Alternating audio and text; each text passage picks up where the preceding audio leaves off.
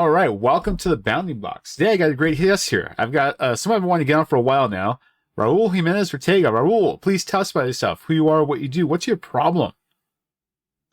Hello, Rene. First of all, thank you for having me.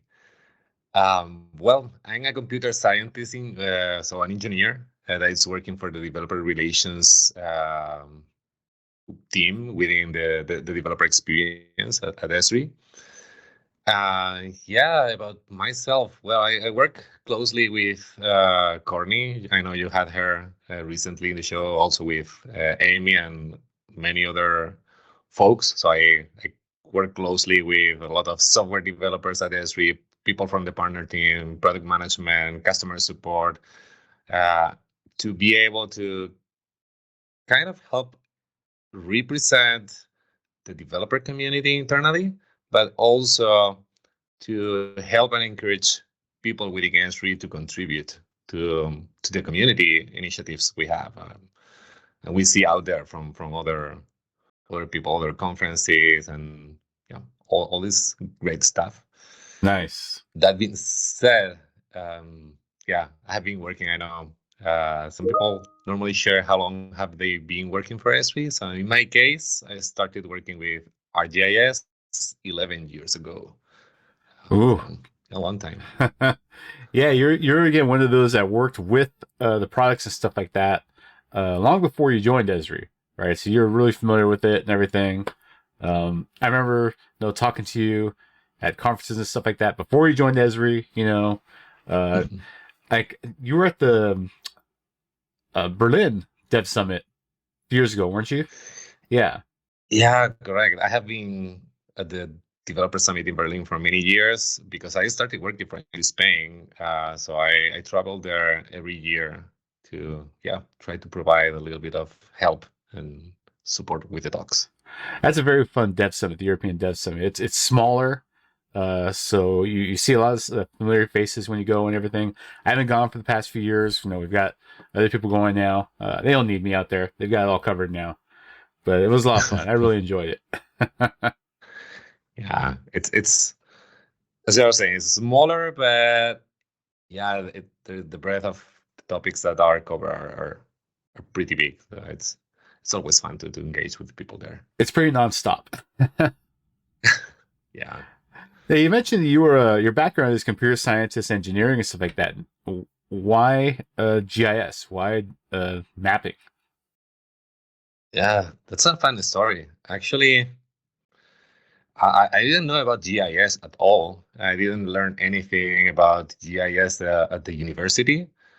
But the fun fact was that I presented a project on a free software contest called Geo Remind Me, which was a mobile app to locate geo reminders because I normally forget a lot of things. I just wanted to have something that remind me um, what was close to me that I have pending to do. And out of that, I built my own startup. I spent some time there. Then I moved to a different topic. A few years after that, I was doing education and building no-code tools. And at one point, I saw a job opportunity on the Madrid JavaScript community uh, to become a developer evangelist at Esri Spain. And that was the first time I heard about GIS. And that reminded me like, mapping. That's something I enjoy. I like. I have never heard about what you can do with this, but looking at the developer side, it seems that there are endless opportunities in here to learn and do fun stuff. So that's how we end up joining the GIS realm 10 Wow. years, well, 11 years ago. I haven't never left since then. Oh man, that's nice. Yeah, but a lot of people just kind of Yeah. like stumble onto it every now and then. They work on a project that involves mapping, or maybe it's kind of thing they were kind of interested in at one point, and all of a sudden, boom, you're working in the industry, right? It covers like the Yeah. whole GIS industry covers a whole lot of different industries, right? Because we're like the backbone tool a lot of people use Mhm. for everything they do, which is really cool. Yeah. It's it's very fun to be on this field because you always hear and learn from different challenges organizations are facing and how different is one from another. And the huge amount of things that can be done. So it's very exciting because you never stop learning, right? Yeah. It's awesome. Now, you mentioned working with the community and the developer community and everything like that. How has it been since COVID and everything passed? I know we went a full lockdown there for a long time, and I actually just Hmm. recently went to a small conference. I was a half stack last month, and I got to Hmm. talk to a few people there, and everyone's really just starting barely now getting back in the groove of going to live conferences, face to face, attending things. Companies aren't really sending people out so much to live conferences as they used to, but it's starting to ramp up a bit more. I mean, have you seen that Hmm. impact the GIS developer community? Well, I think all developer communities have been affected. The GIS developer community also, like I think content creators are becoming another way of building community. Like they are building communities around their own content and their own brands, and more people are becoming members of online communities and doing less of in-person communities. Actually, one of the things I started back in June was a new community of community builders with the purpose of gathering and inviting and putting together like people running communities out there, technical communities, to figure out what's going on, what can we do better to provide value to the people out there to join these conferences again in person, because it seems like the new generations after COVID, as you are saying, especially have become more online members than in-person members, right? So It's it's tricky. it's A lot of interesting. these people that are working today may have graduated during lockdown or something like that, so they didn't really have the opportunity, even for like internships, probably Hmm. face to face internships at least, and they didn't really get to go to events, stuff like that. And they, like you said, they join online communities, and that's kind of where their comfort level is at, right? Which is kind of a shame. I really do kind of miss conferences and like just meeting new people, getting the feedback from people, stuff like that, which we do at our Esri conferences, Dev Summit, you see stuff like that. But I'm talking like other conferences, right? That aren't Hmm. necessarily GIS based, even. Uh, yeah, but I miss all that. Yeah, I think we, especially the ones that we have been there in, like being very active on in-person events, we miss that. But the fact is that I think communities are growing. The more and more, there are more opportunities than ever. I have been building a listing, and we have just in Spain more than 300 technical communities, Oh wow. active technical communities. So there are a bunch of opportunities to go and meet people. But yeah, we keep meeting online, and yeah, it's not the same, right? And I still do that. I do frequent like the spatial community on Slack. Hmm. I lurk the GIS on Reddit quite a bit just to see what's going on, try to keep up to date with what people are talking about. There's also a Discord GIS community that I will kind of Hmm. pop into every now and then, see what kind of activities going on there. And like I said before, content creators, it seems like every content creator has their own Discord server now.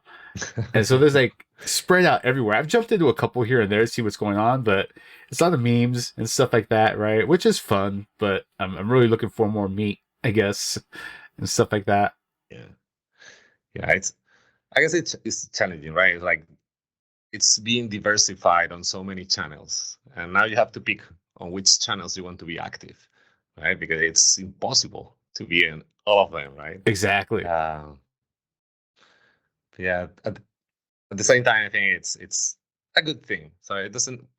In the past, I feel we had, or people running communities have the obsession of grow the communities like as much as they could, like having thousands or yeah, as much people as they could. And I think at the end, it's not important how big those communities are. The important is how active the members are and how much are they collaborating and helping each other. Right? That's the goal of these communities. I still feel that there are many of these communities that are healthy and are working properly in that sense. Yeah. Now, what kind of advice you got for like say someone that's part of a community or a content creator, anyway, what should a content creator be doing to get their content out there right now?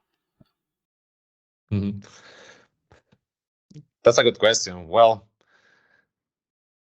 as I was talking the other day with one of these content creators, and he was talking about the huge amount of tools that we have, free tools like Substack, if you want to create your own newsletter, or like YouTube to put your videos, like all these free tools. But the problem is that the amount of content that is being created is growing, especially with AI.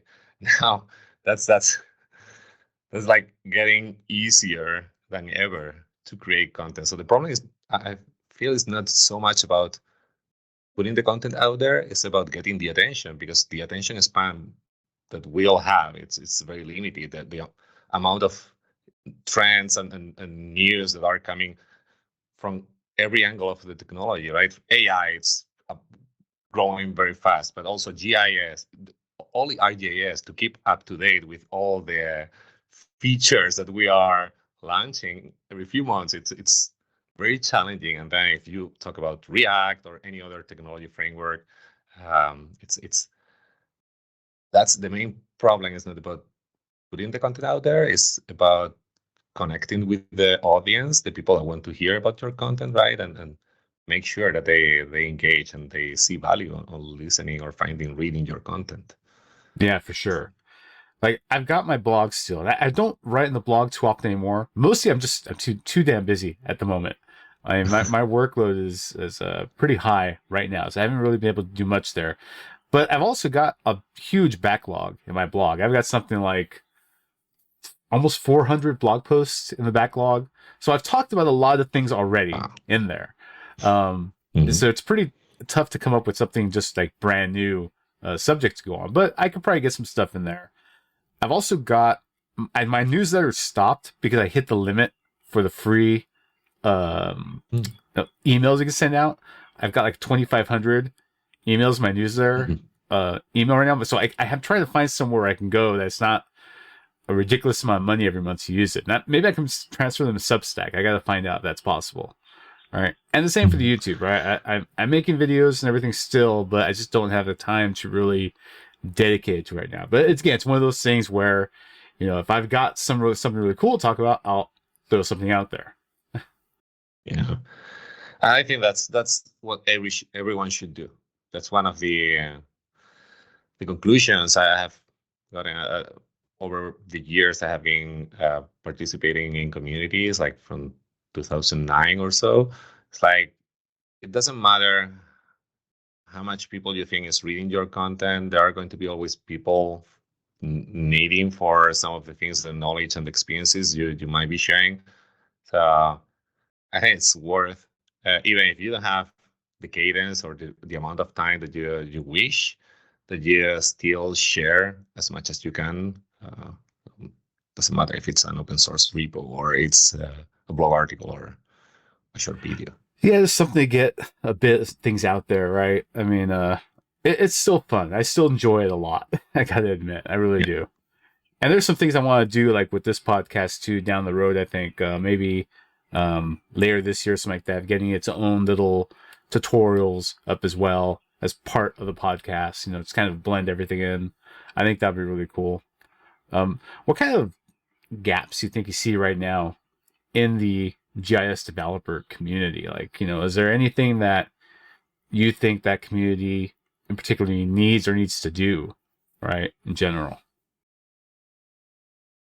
I feel the main gap that we have today is to provide a very good and easy to get started guide for people getting into the GIS development. I sometimes I feel that we give for granted things like spatial references and understanding all the different data types that can be geolocated, and especially for, well, it doesn't matter because some people come from earth sciences and GIS fields and start learning development. For those, I feel like we it's challenging because they're not getting started the development guide for those folks. And then when you look at regular software developers with no GIS background, the transition to start learning about GIS, it's even more difficult. So I think that's the main gap to get more people into GIS development. As you bring up a really good point, like with spatial references, projections, datums. I mean, if you're just a developer that's been tasked with working with our software or something, or any mapping software in general, I mean, you jump into this world of like coordinates and like we said, spatial reference. Like, what's a spatial reference? What's a projection? What's the difference? Why do I care? What does it matter? Right? Yeah, and even layers and renderers. So those kind of things are not obvious for a lot of people. It's like, why do you need to structure the data in layers? What's the purpose of doing that? Some people just use graphic layers, right? And they just drop pings and draw the renders themselves Yeah, that's a good point. manually. We see that a lot, Yeah. and that's one of the cool things with that we have, like with the location platform services under the ArcGIS platform, right? Where they're pretty agnostic. You can kind of just use them anywhere that you want to use them, right? Mm-hmm. Yeah. So if I just want address searching or something, Exactly. That was the point. Actually, that was something I was advocating since I joined in 2014. Like, there's so much power in the technologies that Esri provide that it was important to provide the right business model and technology so you can plug and play and start using without having to embrace every aspect of the technology at first. So you just start, you, you get started easy, and then you start learning about the benefits of grabbing other aspects of the platform. And I'm so happy that finally, since 2021, that product was launched, and yeah, reduce, I guess, the learning. Well, not necessarily a learning curve, but was easier for anyone to get started on building apps, even commercial apps, right? With a pay-as-you-go model that wasn't available until that time. yeah, it works out pretty nice because you can pretty much jump in and use something like a user can track their own location data used for some kind of stats or data analysis, some sort, right? And then after that, you go, well, okay, I have all this really cool location data. What can I do with it now? And now you can start jumping into one of the SDKs, something like that, and build a mapping app and dig a little bit further into it. Yeah, you can start exploring with Map Viewer right for free. Like, you have access to that amazing tool that's so powerful, but yeah, I guess it's growing and growing in complexity and the number of things you can do. It has more buttons, and it's like people. I think it's still mind blown when they see what it's possible with these tools, but it takes time. That's the whole thing. You can expect anyone to learn everything in a few days. Even for people that come jumping in on the JavaScript side, they want to make like a web app using the map, something like that. My first go to is, go to the map viewer. Go to the map viewer, make your map, make it look good, use the tools that are in there. There's little like helper things that tell you what things do and stuff, and let it do the hard work. That way you just bring in that one map item and you're good to go, because you can try to create a lot of those renderers, arcade expressions on the fly if you want to, but yeah, you're better off just using a web map and let it do the work for you. Yeah, or at least explore. As you were saying, like, not many developers are web designers, right? Or, well, and with the tool, you can quickly pick up the color ramps and explore easily, and then you can grab the code from the web map, even if you want, and hard code it in your app. But it's just so simple to start, yeah, experimenting and exploring the data sets. I think it's one of the things we also need to make sure that more people knows that they can use easily, and again with a location platform account even for free, right? So Yeah, nice. So out there you're in Spain, right? So in Spain, do you get to go to any local developer meetups or anything like that? yeah, actually I have been invited to speak at a local meetup in here to talk about developer communities, actually, Oh, and share my nice. experience running those. And I'm also going to conferences here and there. Sometimes I go to Madrid, sometimes I go to closer cities. But yeah, I became member of a hack lab recently where we Oh, are also doing cool stuff there. that's neat. I like that. Yeah, a lot of people there like building their own computers from scratch.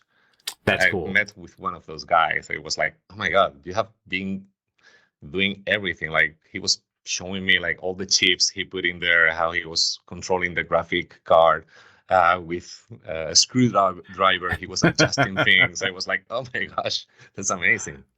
Man, I get so jealous when I go to some of these other conferences and stuff like that. People are coming from like these like hacker labs or local like meetups they do and stuff like that.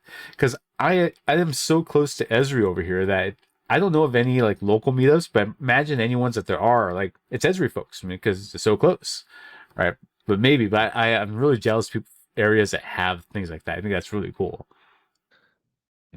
I'm sure there are everywhere. We just need to find and provide the guidance to that's one of the projects I have right now. It's building the largest map ever where we can geolocate all developer communities in the world. So that's Oh a very wow. ambitious project, I know. But yeah, you always have to target something difficult to do great things. Oh, that's awesome. Awesome, Raul. Thanks. All right, Raul, I want to respect your time because I know it's later in the day for you over there, right? You're near the end of your day. Yep. So before I let you go, though, you have any tips, tricks, or words of advice for listeners? Doesn't even have to be GIS or developer related. Anything at all. Well, it ha- if I have to provide one advice, I'm going to go back to communities again. I would suggest everyone to become an active member of a professional community, to try to find out one with like-minded people, to share their lessons there. And I think that's a great way to surround yourself of talented people, learn and keep growing, and also have fun. Because at the end of the day, it's really fun when you make friends in these communities, and you end up having a lot of uh, projects and things in your hands that you wouldn't otherwise. You hear how other companies work, how do they address their challenges, to get out of your comfort zone. And I remember one advice that Robert Chadling, our one of our MVPs at the Sweet Community, told me once. He told me that he loved helping people at the Sweet Community because he learned so much from other people's questions that he couldn't otherwise. So I think that's my advice. So find a community out there, and yeah, try to engage with people, help people, and share there. That's awesome advice, Raul. Learn from others, right? Learn from others so you can better yourself. That's great. Hey, thanks, Yeah. Raul. And I'll talk to you next time. Okay, thank you. Thank you for listening to the Bounding Box today. Please subscribe for more content.